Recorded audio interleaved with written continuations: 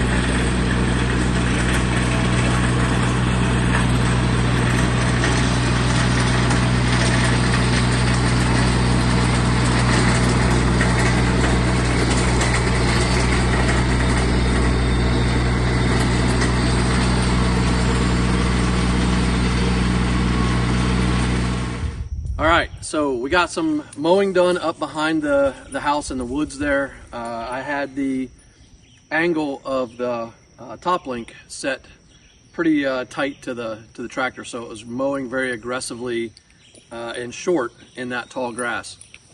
A few times we had a little bit of it bulging, but usually that came if I hit something like a stump or branches or something like that that just caused the blades to slow down. I just needed to let up off the gas, let the RPMs catch up and continue on.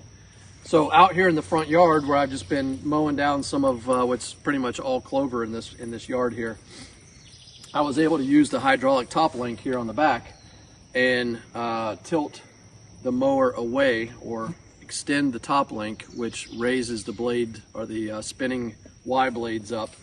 And so my wife was filming and she said she couldn't even tell I was mowing, which was part of the intent. Up there I was mowing pretty aggressive and pretty low, and here I didn't want to get that close down to the dirt. So we'll do a few more passes so you can see what we were doing here, and then we're going to head out to the backwoods and mow around the apple trees.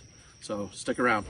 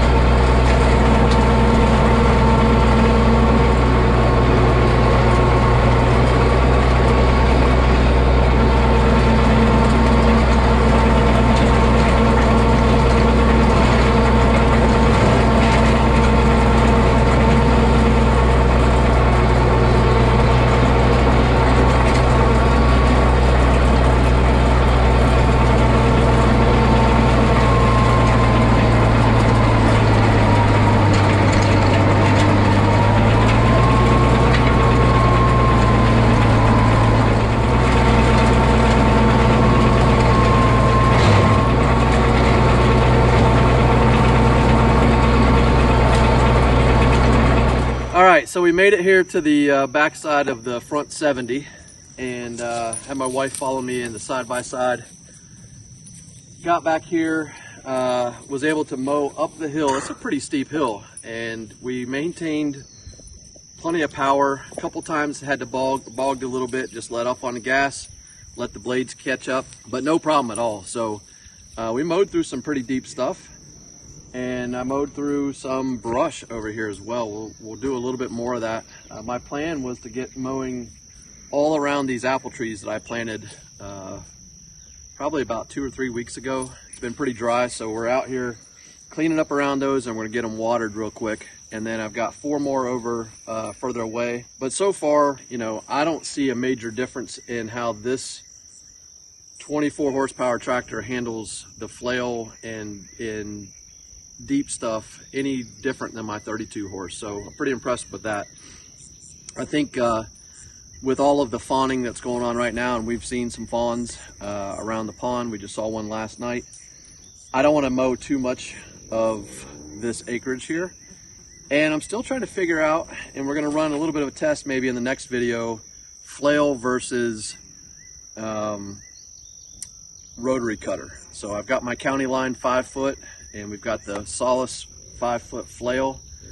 I have a grooming mower, but I got to get blades for it, which that would be more back on the other property. But yeah, let's get these watered. We'll do a little bit more cutting, and then we'll wrap it up at the end about our impressions of the flail mower and any kind of tips and tricks that we came up with along the way. I can say, for one, mowing downhill was a lot easier than uphill, but got to get back uphill to mow downhill, so that's where we are. So we're going to start watering here, and got 6 trees down the hill here, 4 over on another area, and we'll just clean up and water around all of those.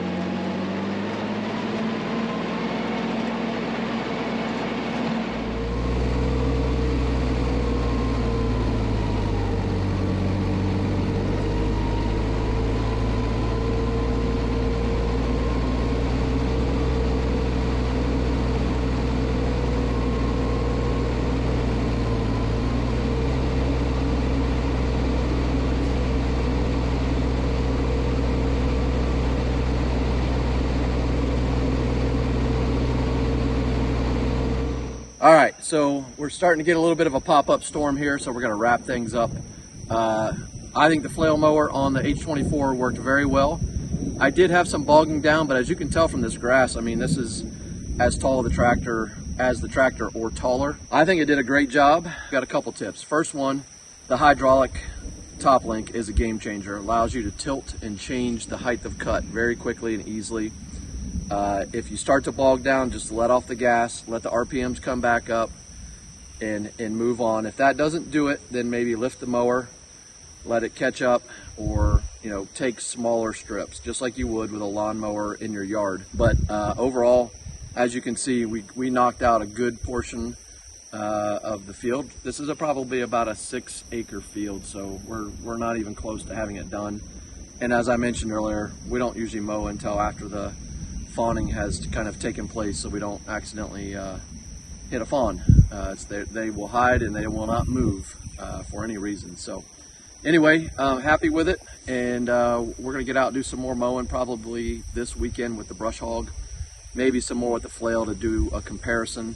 But one of the things that I liked both in the yard and out here was the ease of being able to back up and mow into things. So belly mowers can't do that. The rotary cutter is going to take up a much bigger footprint. So pretty good, and we got into some brush and stuff as well, and we're able to handle that no problem. So anyway, thanks a lot for watching. Have a great day, and we'll see you next time.